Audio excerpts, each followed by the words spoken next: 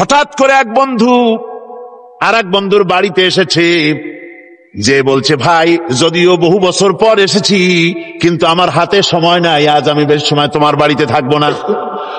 ওই বাড়িওয়ালা বন্ধু বলে, বন্ধু যতই ব্যস্ততা তুমি দেখাও না কেন, আজকে যখন তোমার একবার পাইছি আমি তোমাকে ছাড়বো না। এই হলো একটা ছাড়বো না। আর ঢাকা হাইকোর্টের সামনে থেকে মকিম গাজী পালায় গেছে, ডাকাত। পুলিশ খুঁজতে খুঁজতে হয়রান হইয়া এই ডাকাতটারে যদি পাওয়া যায়, আর ওই ডাকাত যদি বলে, স্যার আপনি আমার ধর্মের ভাই, আপনি আমার বাপ, আপনি মেহেরবানি করে আমাকে ছেড়ে দেন, পুলিশ বলবে, বেটা গোটা পুলিশ বাহিনী তোর জন্য হয়রান, তোরে যখন একবার পাইছি তোরে আর ছাড়বো না। তাহলে বন্ধুর ছাড়বো না আর পুলিশের ছাড়বো না এক জিনিস? এক জিনিস না। ফজরের নামাজের আগে একজন ইসলাম কবুল করলেন, তার প্রথম দায়িত্ব নামাজকে আদায় করে দেওয়া, ফজরের নামাজ পড়াম। জোহরের আগেই কেউ ঈমান আনলো, তার প্রথম দায়িত্ব জোহরের নামাজ আদায় করা। আসরের নামাজের আগে ঈমান এনেছে, তার প্রথম দায়িত্ব হলো আসরের নামাজ আদায় করা। তার মানে হলো ঈমান আনার পর একজন ঈমানদারের প্রথম দায়িত্ব হচ্ছে নামাজ। গুরুত্বপূর্ণ বিষয়, খুব ভালো করে শুনতে হবে, ইয়াদ রাখতে হবে প্রত্যেকটি মুসলমানের। এই নামাজ কি জিনিস, কেমনে আদায় করতে হবে, আদায় না করলে কি হবে, গুরুত্বপূর্ণ এই কথাগুলি প্রত্যেকের স্মরণ রাখতে হবে। কিয়ামতের দিন মানুষ যে জাহান্নামে যাবে, জাহান্নামের জন্য, জাহান্নামে যে সব কারণে যাবে তার মধ্যে বড় কারণ কালকে বলেছিলাম, দেখি মনে আছে নাকি, বড় কারণ কয়টা? কয়টা? আলহামদুলিল্লাহ মনে আছে। আল্লাহ রাব্বুল আলামিন বলেন, ইয়াতাসাআলুনা আনিল মুজরিমিন, কিয়ামতের দিন অপরাধীদেরকে জিজ্ঞেস করা হবে, মা সালাকাকুম ফি সাকার, জাহান্নামে কেন আসছো? জবাবে তারা বলবে, ক্বালু লাম নাকু মিনাল মুসাল্লিন ওয়া লাম নাকু নুতঈমুল মিসকিন, নামাজ পড়ি নাই আর এতিম মিসকিনদের খেতে দেই নাই, এই কারণেই জাহান্নামে এসেছি। কল নাউযুবিল্লাহ। নামাজ যারা পড়বে না জাহান্নামে যেতে হবে। কোথায় যেতে হবে? আকীদাগত দিক থেকে ঈমান হলো তাওহীদের স্বীকৃতি, আর আমলের দিক থেকে নামাজ হচ্ছে তাওহীদের বহির্প্রকাশ। আপনি মুসলমান তা প্রমাণ হবে নামাজ দিয়ে। নামাজহীন ঈমানের দাবি মূল্যহীন। যার নামাজ নাই তার ঈমানের দাবি করার কোনো মূল্যই নেই।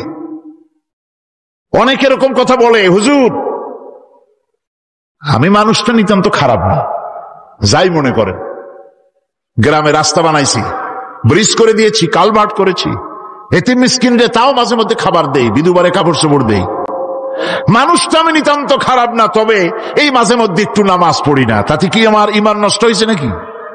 আমি বলি, ভাই ঈমানই তো নাই, নষ্ট হবে কি? ঈমান থাকলে না নষ্ট হবে? ঈমান নাই। সুতরাং একজন মুসলমান যদি নামাজ না পড়ে নিজেকে মুসলমান বলে দাবি করার কোন হক তার নাই,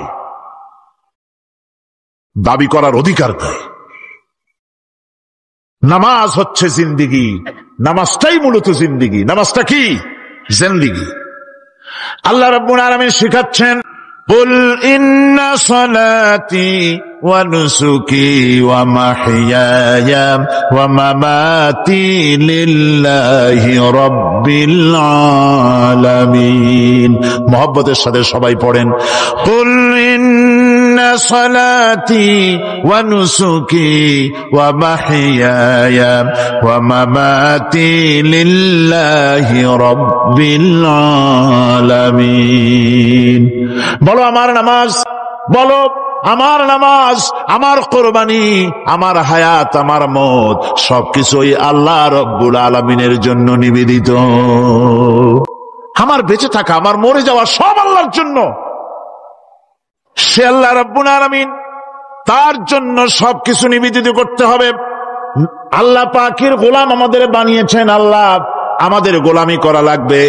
আর গোলামির নমুনা যাকাত দিয়া, হজ দিয়া, দান দিয়া, সদকা দিয়া, কোন জিনিস দিয়ে নামাজের মতো গোলামির উৎকৃষ্ট প্রমাণ বা নমুনা আর কিছুতে নাই।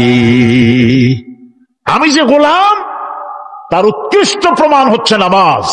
নামাজেই একটা মানুষ গোলামির অনুভূতিতে তাকে নিয়ে যায়। বাদশাহ হোক, মন্ত্রী হোক, পীর হোক, মৌলানা হোক, মুহাদ্দিস হোক, বড় লোক হোক, গরিব হোক, পুরুষ হোক, নারী হোক, যাই হোক, নামাজে দাঁড়াইলো, একেবারে কান্ডারে ধরিয়া কানের কাছে হাত দিয়া, হাত দুটো বাঁধিয়া মাথা নিচের দিকে দিয়ে দাঁড়ায় গেল। কিসের মতো? আসামির মতো, গোলামের মতো। সুবহানাল্লাহ। এদিক ওদিক তাকাইতে পারবা না, চোখটা থাকবে সেজদা যেখানে দিবা সেখানে। তাকানো নিষেধ, সেজদার দিকে তাকাও। এরপরে যখন রুকুতে গেলেন, গোলামির নমুনা হয়ে গেল। গোলামের এরকম মাথা নিচু করে থাকতে হয় প্রভুর সামনে। গেলেন, রাজা, বাদশাহ, বড় লোক, সব অহংকার চূর্ণ হয়ে গেল। নাক আর কপাল দিয়া আমার মাবুদের দরবারে মাথাটা লাগাই দিলাম জমিনের উপরে। সুবহানাল্লাহ। আমি আমার ভাষায় বলি, আমি আমার ভাষায় কথাটা এভাবে বলি, এই জমিনটা যদি কাগজ হয় আর আমার নাকটার কপালটা যদি কলম হয়, তাহলে আমি যে গোলাম দৈনিক 5 বার আমার নাক আর কপাল দিয়া জমিন নামক কাগজের উপরে, দাস খতের উপরে দৈনিক 5 বার নাক আর কপাল দিয়া সই করে দেই, আল্লাহ আমি তোমার গোলাম আর কারো গোলাম নই, আমি একমাত্র তোমার গোলাম। ঘুমের থেকে উঠে সেজদা দিয়ে বলি, দুপুরের সময় কাজ ফেলাইয়া আর একবার বলি, বিকেল আসার আগে আসরে আর একবার বলি, দিন যখন শেষ হয় আর একবার বলি, রাতে যখন শুতে যাই আর একবার সেজদা দিয়া ঘোষণা করি, মাবুদ আমি তোমার গোলাম। সুবহানাল্লাহ। নামাজ হচ্ছে ইসলামের গণ্ডির মধ্যে প্রবেশের প্রমাণ। কোরআনে কারীম বলছে, ফাইন তাবু ওয়া আকামুস সালাতা ওয়া আতাউজ যাকাতা ফাইখওয়ানুকুম ফিদ্দীন। সূরা তওবা এসেছে, তারা যদি তওবা করে আর নামাজ কায়েম করে, যাকাত যদি আদায় করে, তাহলে এখন তোমাদের সে দ্বীনি ভাই, এখন ভাই হয়ে গেল। একটু আগে ছিল কাফের, মুশরিক, এখন তোমার দ্বীনি ভাই। দ্বীনের গণ্ডির মধ্যে প্রবেশ করা, কলেমা পড়ার সাথে সাথেই নামাজ। নামাজ হচ্ছে দ্বীনের প্রধান গেট, দ্বীনের প্রধান তোরণ। দ্বীনের মধ্যে প্রবেশ করার জন্য এই গেট দিয়ে প্রবেশ করতে হবে। সুতরাং এই নামাজের এতই গুরুত্ব দেওয়া হয়েছে। ইসলাম যদি ক্ষমতায় আসে, আল্লাহ যেন এনে দেন, জোরে কোন আমিন। ইসলাম যদি ক্ষমতায় এসে যায়, রব্বুল আলামিন তাফসীরের মাহফিল, কোরআন সামনে নিয়ে আশা করে তোমার দরবারে দোয়া করি, এই বিশাল জনসমুদ্রের দোয়া কবুল করো মাবুদ গো, এই বাংলাদেশকে ইসলামের দেশ বানাইয়া দাও। দেশটা যদি ইসলামের হয়ে যায়, আইন যদি আল্লাহর হয়, শাসন যদি সৎ লোকেরা করে, রব্বুল আলামিন কোরআন শরীফে বলেন, তাহলে তারা 4টা কাজ করবে। আল্লাযীনা মাক্কান্নাহুম ফিল আরদ আকামুস সালাতা ওয়া আতাউজ যাকাত ওয়া আমারু বিল মা'রুফি ওয়া নাহাউ আনিল মুনকার। মুমিনেরা ক্ষমতায় এসে প্রথম যে কাজটা করবে, প্রথমে ক্ষমতা এসেই নামাজ বাধ্যতামূলক করবে। প্রথম কি? ওয়াজ নসিহতে অনুরোধ করা হবে না, বাবাজিরা আল্লাহর রাস্তায় নামাজটা পড়ে না। রেডিও এবং টেলিভিশনের মাধ্যমে রাষ্ট্রপ্রধান অর্ডার করে দিবেন, যারা আকেল বালিগ সকলের জন্য নামাজ বাধ্যতামূলক, নামাজ পড়তেই হবে, এটা অর্ডার। বেলা যখন 1টা বেজে যাবে, বেলা যখন 1টা বাজবে, সমস্ত মসজিদে আজান শুরু হয়ে যাবে। আজানের সাথে সাথে অফিস, আদালত, কল কারখানা, ক্ষেত খামার, শিক্ষাঙ্গন সব ডেডলক হয়ে যাবে। আধা ঘন্টার জন্য বন্ধ হয়ে যাবে। যারা মুসলমান অফিসে, কলেজে, ইউনিভার্সিটিতে, সর্বত্র তারা নামাজের জন্য প্রস্তুতি নেবেন। আধা ঘন্টার ভিতরে নামাজ আর খানা সেরে আবার কলেজ চলবে, বিশ্ববিদ্যালয় চলবে, কল চলবে, কারখানা চলবে, ক্যান্টনমেন্ট চলবে, সেক্রেটারিয়েট চলবে, সব আপন গতিতে চলতে থাকবে। আল্লাহর রহমত, বরকত আকাশ ফেরে নাজিল হয়ে যাবে। আর এই অর্ডার যে দেওয়া হবে, নামাজ পড়বেন সেখানে। থানায় যখন আজান হবে, থানায় আজান হয়ে গেছে, থানার স্টাফ, পুলিশ যারা আছে জামাতে খাড়া হয়ে যাবে, ইমামতি করবেন ওসি সাহেব। এসপির অফিসে এসপি সাহেব ইমামতি করবেন, ডিসি সাহেব তার অফিসে ইমামতি করবেন, মন্ত্রী সেক্রেটারিয়েট ইমামতি করবেন, প্রেসিডেন্ট বঙ্গভবনে ইমামতি করবেন, বিশ্ববিদ্যালয়ের ভাইস চ্যান্সেলরের ইমামতিতে সে জায়গার মুসলমান ছাত্র ছাত্রী, শিক্ষক শিক্ষয়িত্রী এক জামাতে নামাজ আদায় করবে। এই যদি হয় চিত্র দেশের, অপরাধ থাকবে? থানায় ওসি সাহেব নিজেই যদি জামাতের ইমামতি করেন, এইভাবে নামাজ আদায় করেন পুলিশদের নিয়ে জামাতে, ঘুষ আর খাবে তারা? এসপি সাহেবের অফিসে, ডিসি সাহেবের অফিসে মন্ত্রীরা যদি এভাবে নামাজ কায়েম করে, তাহলে কি অন্যায় অপরাধ কিছু থাকবে সমাজে? থাকবে না। সুতরাং নামাজ বাধ্যতামূলক করে দেওয়া হবে। নামাজ বাধ্যতামূলক, সকলকে নামাজ পড়তে হবে। নামাজ হচ্ছে অপকর্মের প্রতিবন্ধক। নামাজ পড়লে অন্যায় কাজ থেকে বাঁচার পথ। অন্যায় থেকে বাঁচাই কিসে? নামাজ। আল্লাহ রাব্বুল আলামিন বলেন, উতলু মা উহিয়া ইলাইকা মিনাল কিতাবি ওয়া আকিমিস সালাম ইন্নাস সালাতা তানহা আনিল ফাহশাই ওয়াল মুনকার। হে নবী, এই কিতাব তেলাওয়াত করো, যা তোমার প্রতি অবতীর্ণ করা হয়েছে, এই কিতাব তেলাওয়াত করো আর নামাজকে প্রতিষ্ঠা করো। নিঃসন্দেহে নামাজ মানুষকে পাপাচার থেকে বাঁচায়া দেয়। অশ্লীলতা, পাপাচার থেকে মানুষকে বাঁচায় কে? জোরে চিল্লায় কোন কে? নামাজ। এই নামাজ মানুষকে অন্যায় কাজ থেকে বাঁচায় দেয়। নামাজ যে মানুষকে অন্যায় কাজ থেকে বাঁচায়, কেমনে বাঁচায়? আমরা যে নামাজ পড়ি, এই নামাজে তো আমাদেরকে অন্যায় কাজ থেকে বাঁচাইতে পারে না। নামাজি বহুত মানুষ আছে অন্যায় করে, করে কিনা? কোন না করে না? করে। নামাজি অথচ অন্যায় করে। আর আল্লাহ বলছেন নামাজিকে, নামাজ তাকে অশ্লীলতা থেকে ফিরায়। তাহলে কথা কারটা ঠিক? আল্লাহটা। জোরে বলেন, কারটা ঠিক? অবশ্যই আমার আল্লাহর কথা হক। আমি ভুল করতেছি, আমি যেন কোথাও ভুল করতেছি, সামথিং ইজ রং, কোথাও যেন আমরা ভুল করে বসতেছি। সেই ভুলটা কি আমরা আবিষ্কার করতে চেষ্টা করবো ইনশাআল্লাহ। প্রথম যে কথাটা সেটা হচ্ছে যে আমরা যা নামাজে পড়ি আমরা তা বুঝি না। কথা ঠিক কিনা? আমি যদি এখন প্রশ্ন করি সামি আল্লাহু লিমান হামিদা অর্থ কি, কোন ফার্স্ট ডিভিশনে কয়েকটা লেটার নিয়ে ফেল করবেন এরকম লোক আছেন না নাই? সুবহান রাব্বিয়াল আলা অর্থ কি জানি না, সুবহান রাব্বিয়াল আযীমের অর্থ কি জানি না, দোয়া কুনুত অর্থ কি জানি না, তাশাহুদ অর্থ কি জানি না, সূরা ফাতিহার অর্থ কি জানি না। এমন কি উযুর মধ্যে কয়টা ফরজ তা অনেকের জানা নাই। কথা কি বেশি বললাম না ঠিক বলছি? একজনে জিজ্ঞেস করলো, মিয়া উযুতে কয় ফরজ? কয় হুজুর কি মনে করেন, এটা বুঝি জানি না, এটা তো সাধারণ ব্যাপার, বলেন না কয় ফরজ? কয় উযুতে তো 17 ফরজ। কি কি? কয় হাত ধোয়া, পাও ধোয়া, মুখ ধোয়া, নাক ধোয়া, চোখ ধোয়া, জিহ্বা ধোয়া, মাথা ধোয়া। বলতে বলতে গুনে দেখা গেল প্রায় 19টার মতো বলছে। বলা হলো, মিয়া বললেন আপনি উযুতে ফরজ 17টা, কইলেন আপনি 19টা। কয় হুজুর জানি আরো, বলি না আপনাদের ভয়তে। উযু জানে না, নামাজ জানে না, তাকে এই নামাজ কেমনে ফিরাবে অন্যায় কাজ থেকে? কথা বুঝতে পেরেছেন?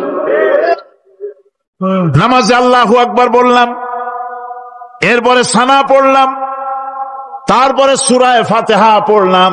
সূরা ফাতিহার ভেতরে যে সমস্ত কথাগুলি বললাম সেই কথাগুলি বুঝি না, কি বলেছি তাও জানি না।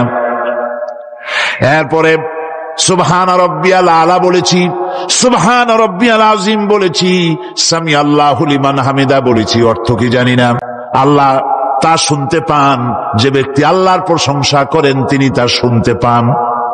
নামাজের মধ্যে আইডিয়া দেওয়া হচ্ছে, তুমি যে আল্লাহর জন্য নামাজ পড়তেছো, প্রশংসা করতেছো, এটা এমন নয় যে আল্লাহ পাক দেখছেন না বা শুনতেছেন না। তুমি যা বলতেছো, প্রশংসা করতেছো, আল্লাহ পাক তা শুনতে পাচ্ছেন। সামি আল্লাহু লিমান হামিদা, সুবহান রাব্বিয়াল আলা। আমি মহান সর্বশ্রেষ্ঠ আল্লাহ রাব্বুল আলামিনের পবিত্রতা ঘোষণা করছি, আমি তার প্রশংসা করছি। সূরা ফাতিহার কি আমরা বলি আপনারা ব্যাখ্যা দেখে বুঝে নিয়েন, সেগুলি আমি এখানে বলে বাকি কথা সব শেষ করতে পারবো না। নামাজে কি পড়েন সেটা যদি জানতেন, অবশ্যই আল্লাহ রাব্বুল আলামিনের কথা কার্যকরী হয়ে যেত। ইন্নাস সালাতা তানহা আনিল ফাহশাই ওয়াল মুনকার। নামাজ মানুষকে পাপের কাজ, অশ্লীলতা থেকে ফিরাতে পারে। আল্লাহ ইন্না বসায়ছেন, নিশ্চয়ই, বেশক, অবশ্যই নামাজ পাপ থেকে ফিরাবে। কিন্তু কেমনে ফিরাবে নামাজ তো বুঝি না, নামাজ তো বুঝি না। খালি সেজদা দেয় জনমের মতো, আর সেজদা কি? নামাজে যদি দেখে ইমাম দেরি করতেছে, আত্তাহিয়াত পড়তে দেরি হয়ে যাচ্ছে, পিছন থেকে সিগন্যাল মারে, ঠিক কিনা? বেয়াদব, বেয়াদব। তোমার নামাজ, তোমার আত্তাহিয়াত আগে শেষ হয়েছে, তাতে কি হয়েছে? চুপ করে বসে থাকো।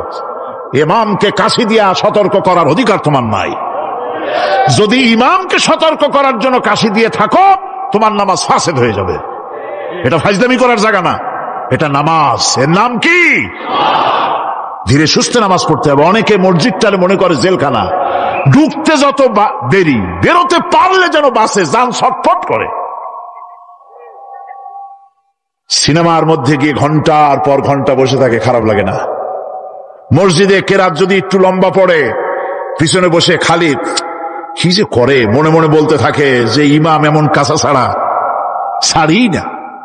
আর গান যখন শোনে, শুনতেই থাকে, কত মজা, ঘুম আসে না। নাউযুবিল্লাহ। সুতরাং নামাজে কি পড়েন সেটা আপনাকে বুঝতে হবে। সঠিকভাবে নামাজ পড়ার পরও যদি কোনো মানুষের সঠিকভাবে, ভালো করে শোনেন, সঠিকভাবে নামাজ পড়ার পরেও যদি কোনো মানুষ পাপের থেকে না ফেরে, তাহলে বুঝতে হবে একথা, পানি আর সাবান দিয়া কাপড় ধুলে কাপড়ের ময়লা যাবে, কিন্তু পানি আর সাবান দিয়া কয়লা জনমের মতো ধুইলেও কয়লার ময়লা যাবে না। কথা বুঝে আসছে? এর থেকে আর উত্তম দৃষ্টান্ত আমার কাছে নাই।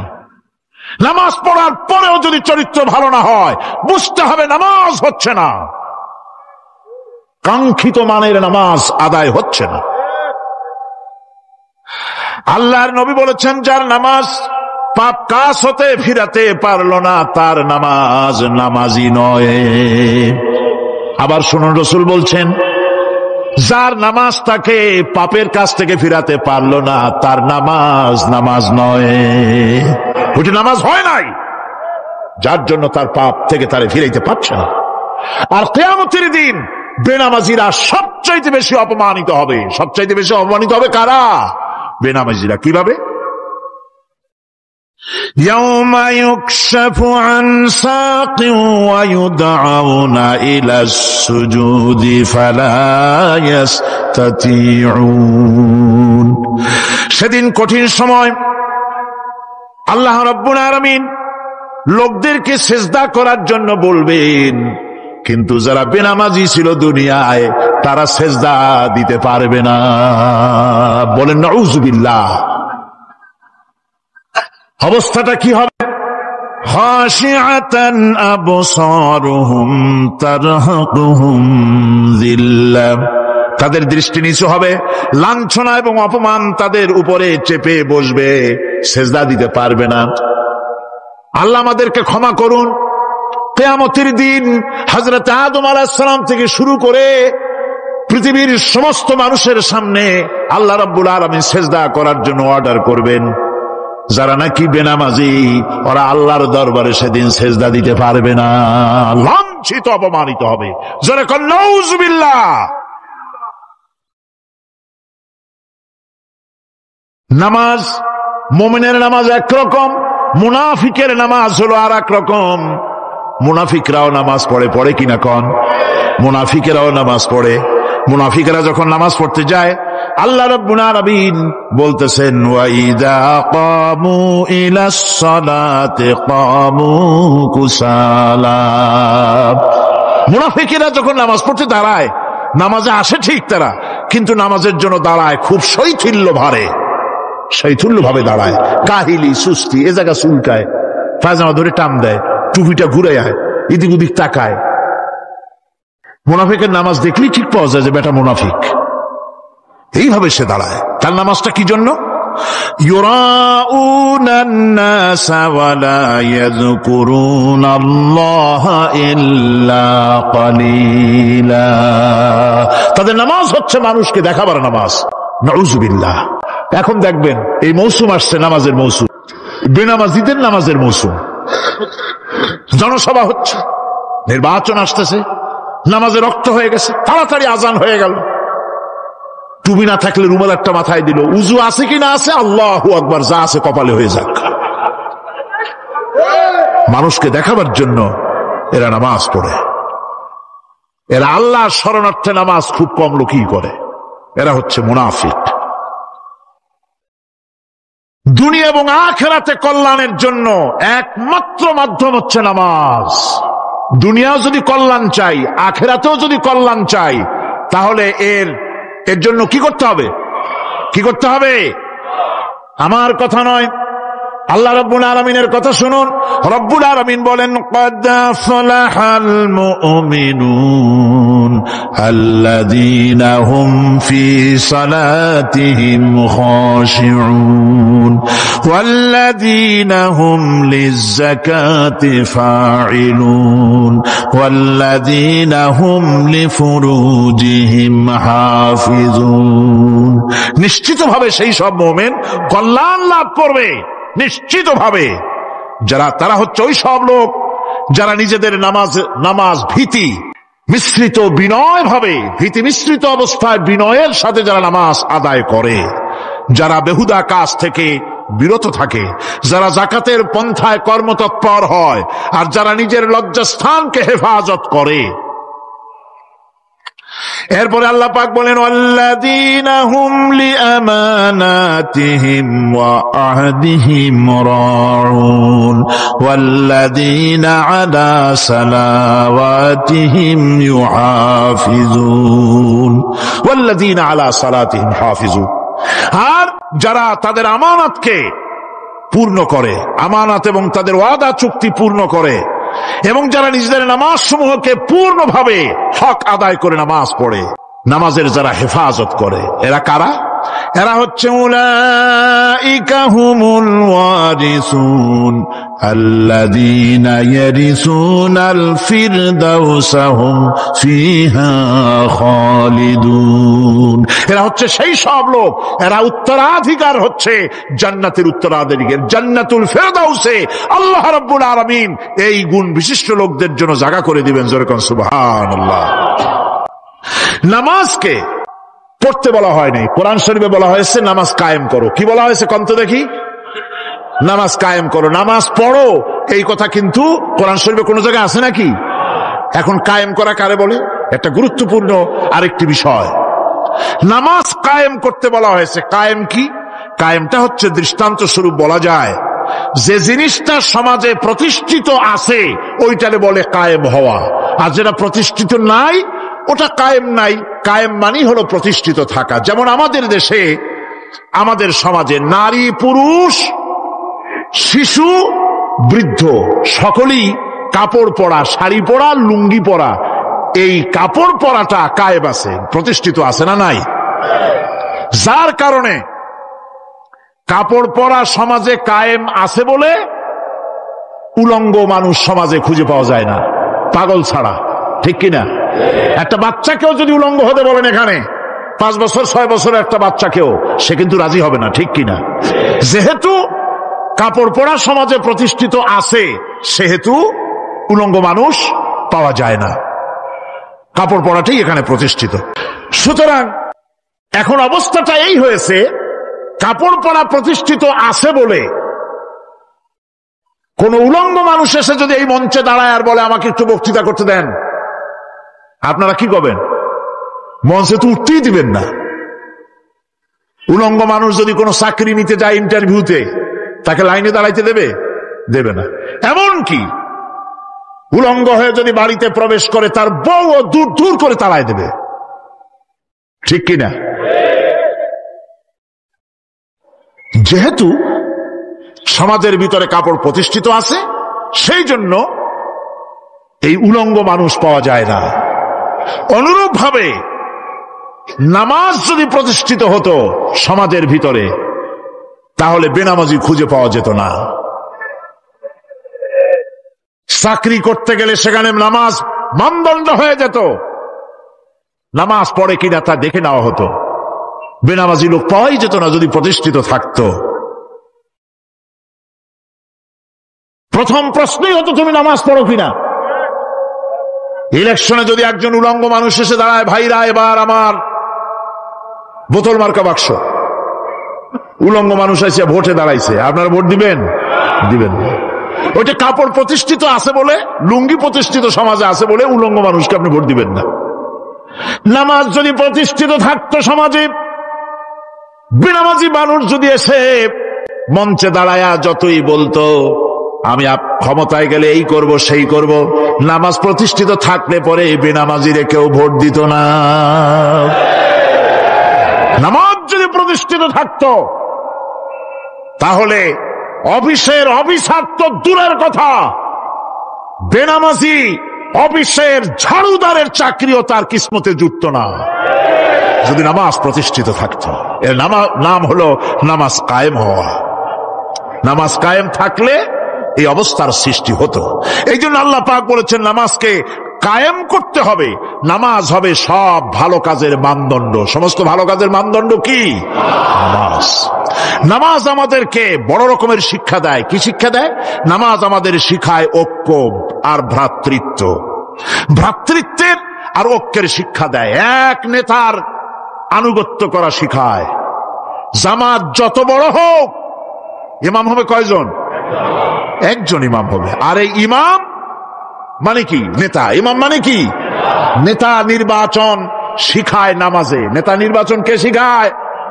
নামাজ শিখায়। বোঝেন খুব ভালো করে। কিভাবে? মনে করুন চট্টগ্রাম শাহী মসজিদে ইমাম প্রয়োজন। এখন সেই ইমাম নেওয়ার জন্য ইন্টারভিউ কল করা হলো, বিজ্ঞাপন দেওয়া হলো পত্রিকায়। অনেক আলেম আসলেন। ইন্টারভিউ বোর্ডে যারা বসলেন, তারা ইন্টারভিউটা কিভাবে নেবেন? যার মাথার চুল লম্বা বেশি তার ইমামতি দেওয়া হবে, যার লুঙ্গিটা পায়ের গিরার তলে তারে দেওয়া হবে, যার মোষটা মুখের মধ্যে গিয়া ঢুকছে, হাসি দিলে বুঝাই যায় না হাসে না কান্দে, তারে দিবে। দাড়িগুলা কামাইছে তারে দেবে। সিগারেট খায়, বা অবশ্য চট্টগ্রাম আর সিলেটে সিগারেটের ফতোয়া ভিন্ন রকম। বরিশালে আমি যেখানে জন্মগ্রহণ করেছি, আমার এলাকায় কোন আলেম যদি সিগারেট খায়, মসজিদের ইমাম তো ভালো, মসজিদ ঝাড়ু দিতেও ঢুকতে দেবে না মসজিদে। এটা এই এলাকার এক রকমের কায়দা। আমি এটার ব্যাপারে কথা নাইবা বললাম। তো আপনারা খুঁজে দেখবেন সে সিনেমা দেখে নাকি, মিথ্যা কথা বলে নাকি, বউ পর্দায় থাকে নাকি। এগুলি মাইক্রোস্কোপ যন্ত্র দিয়ে ইমামের মাথা থেকে পা পর্যন্ত দেখবেন কিনা কন? আচ্ছা এবার কন তো দেখি, এই ইমাম সাহেব ইমামতি করবে কতজন লোকের? 500, 1000। শাহী মসজিদে ধরেন 5000 লোক হইল। 5000 লোক, 5000 লোকের ইমাম নির্বাচনের সময় পা থেকে শুরু করে মাথা পর্যন্ত দেখেন, এমনকি বউ পর্যন্ত। বৌমনি আনিয়ে দেখেন না, পর্দায় থাকে কিনা এইটা আপনারা দেখেন, ঠিক কিনা? এ খবরটা নেন। 5,000 লোকের একটা ইমাম বানাতে গিয়ে মাইক্রোস্কোপ যন্ত্র দিয়ে দেখেন মোষ কেমন, দাড়ি কেমন, চুল কেমন, পাও কেমন, হাত কেমন, হাতে নখ লম্বা কিনা, দাঁতে ছাতা কিনা, বউ পর্দায় থাকে কিনা, মিথ্যা কথা কয় কিনা, এত দেখেন। আর যখন নির্বাচন আসে তখন 2.5 থেকে 3 লক্ষ মানুষের জন্য একজন এমপি নির্বাচিত হয়। সেই ইমামকে বাছাই করার জন্য নামাজ পড়ে কিনা, জিনাকার কিনা, মদখোর কিনা, সুদখোর কিনা, ঘুষখোর কিনা, বদমাশ কিনা বাছাই করা হয় না।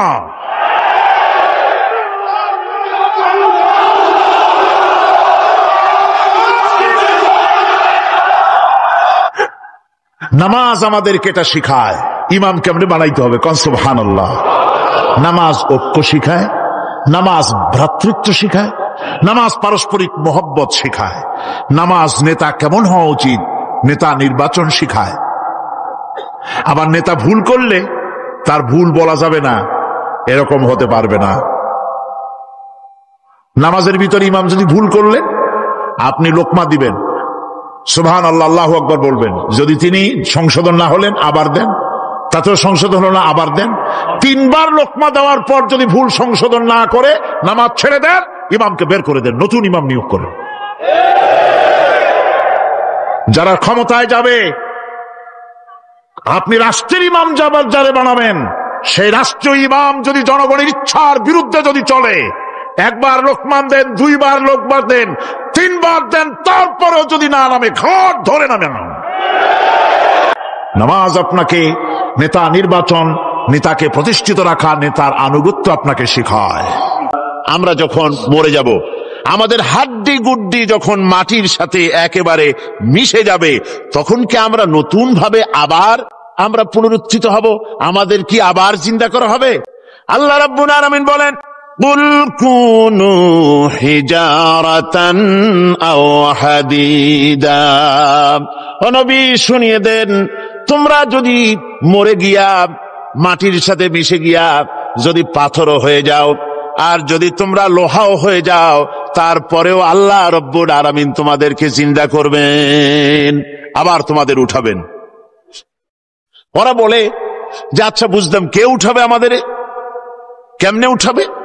আল্লাহ পাক বলেন, ফাসায়াকুলুনা মান ইউঈদুনা। ওরা বলে আমাদেরকে কে উঠাবে, আমাদেরকে কে জিন্দা করবে? আল্লাহ পাক জবাবে বলেন, কুলিল্লাযী ফাতারাকুম আউওয়ালা মাররা।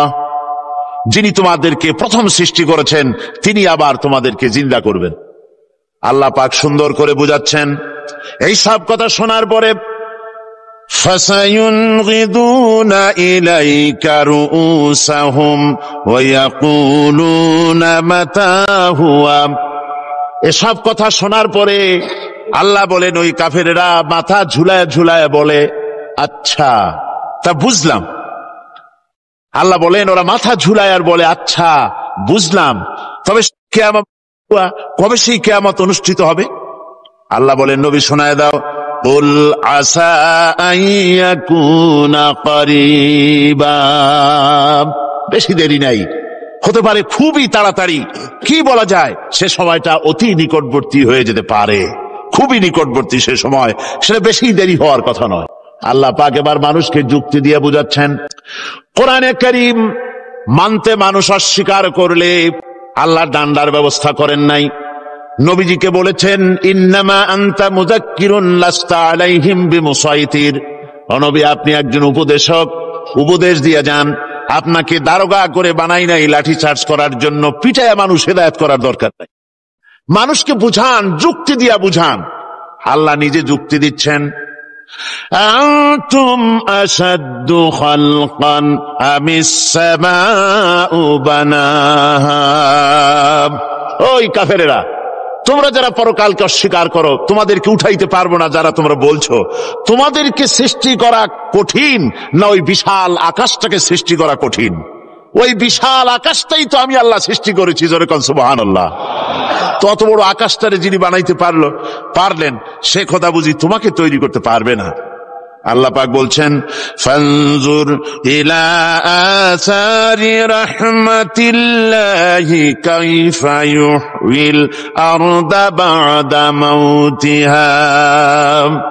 লক্ষ্য করে দেখো এই পৃথিবীর মাটিকে আল্লাহ কিভাবে জিন্দা করেন। মুর্দা মাটি, এই মাটি চৈত্র বৈশাখ মাসে প্রখর রোদে মাটি ফেড়ে চৌচির হয়ে যায়। এই ফেটে যাওয়া চৌচির মাটিতে আল্লাহ পাক বৃষ্টির পানি দিয়ে এই মাটিকে, এই মৃত্যু মাটিকে আল্লাহ পাক যেভাবে জিন্দা করেন, ইন্না যালিকা লামুহিল মাউতা ওয়া হুয়া আলা কুল্লি শাইইন কাদির, সে আল্লাহ পাক তোমরা মরলে পরে আবার এভাবে জিন্দা করতে পারবেন। জোরে কোন সুবহানাল্লাহ। আমার ভাইয়েরা, আল্লাহ পাকের পরে বলেন দেখো মৃত্যু জমিনকে কেমনে জিন্দা করি। আল্লাহুল্লাযী আরসালার রিয়াহা ফাতুসিরু সাহাবা ফাসুকনাহু ইলা বালাদিন মাইয়িতিন ফাআহইয়ানা বিহিল আরদা বা'দা মাউতিহা কাযালিকান নুশুর। আমি আল্লাহ রাব্বুল আলামিন ওই সমুদ্রের নোনা পানিগুলোকে, সমুদ্রের লবণাক্ত পানিগুলিকে বাষ্পীয় আকারে উত্থিত করে মেঘমালায় পরিণত করি, আর এরপরে বাতাসকে হুকুম করি, বাতাস এই মেঘটারে টেনে নিয়ে যাও মুখ জায়গায়। মেঘ চলে এলো, আল্লাহ রাব্বুল আলামিন বলেন মেঘ এবার বিন্দু বিন্দু করে বৃষ্টি বর্ষণ করে দে। আমার হুকুমে ওই পানিগুলি বৃষ্টি হয়ে বিন্দু বিন্দু হয়ে জমিনে পতিত হয়। আল্লাহ বলেন এভাবে করে বৃষ্টির পানি দিয়া মরা জমিনকে জিন্দা করে দিয়া নববধূ গর্ভধারণের যেমন প্রস্তুতি নেয়, বৃষ্টির পানি পায়া মরা জমিন তেমন ফসল ধারণের জন্য প্রস্তুতি নিয়ে নেয়। সুবহানাল্লাহ বিহামদি। এইটা যেভাবে আমি করি, কাযালিকান নুশুর, এইভাবে করে তোমাদের কি কিয়ামতের দিন আমি জিন্দা করতে পারবো? কেমনে অস্বীকার করো? কাইফা তাকফুরুনা বিল্লাহি ওয়া কুনতুম আমওয়াতান ফাহইয়াকুম সুম্মা ইউমীতুকুম সুম্মা ইলাইহি তুরজাউন। কি করে তুমি আমি আল্লাহকে অস্বীকার করো? কুনতুম আমওয়াতান, তুমি ছিলে নিষ্প্রাণ, ফাহইয়াকুম, এরপরে আমি তোমাকে জিন্দা করলাম, সুম্মা ইউমীতুকুম, এরপরে তোমাকে আমি মৃত্যু করব, সুম্মা ইউহয়িকুম, এরপরে তোমাদেরকে আবার আমি জিন্দা করব, সুম্মা ইলাইহি তুরজাউন, এরপরে তোমাদের সকলকেই আমার কাছে ফিরে আসতে হবে। দেখেন না, আমরা যখন মানুষকে কবরে রাখি, কবরে রাখা তারপরে উপরে মাটি দিয়ে কি বলেন আপনারা? মিনহা খালাকনাকুম, পড়েন মিনহা খালাকনাকুম ওয়া ফিহা নুঈদুকুম ওয়া মিনহা নুখরিজুকুম তারাতান উখরা। এ বান্দা, এই মাটি দিয়া তোরে তৈরি করা হয়েছিল, এ মাটির ভিতরে রেখে গেলাম, আবার এই মাটি থেকে আল্লাহ রব্বুল আলামিন তোমারে জিন্দা করবেন। কিয়ামতের ময়দানে সকলকে উঠতে হবে সেখানে আল্লাহর দরবারে। আল্লাহ পাক বলছেন বান্দা কেমনে অস্বীকার করো?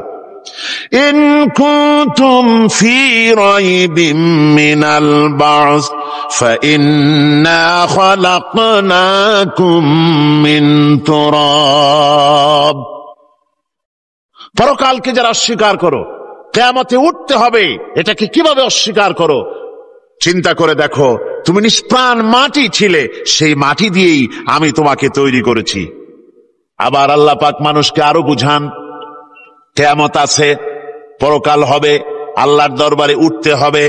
আলাম ইয়াকুন নুতফাতাম মিন মানিয়্যিন ইউমনা, তুমি কি মাতৃগর্ভে নিক্ষিপ্ত এক ফোঁটা পানি ছিলে না?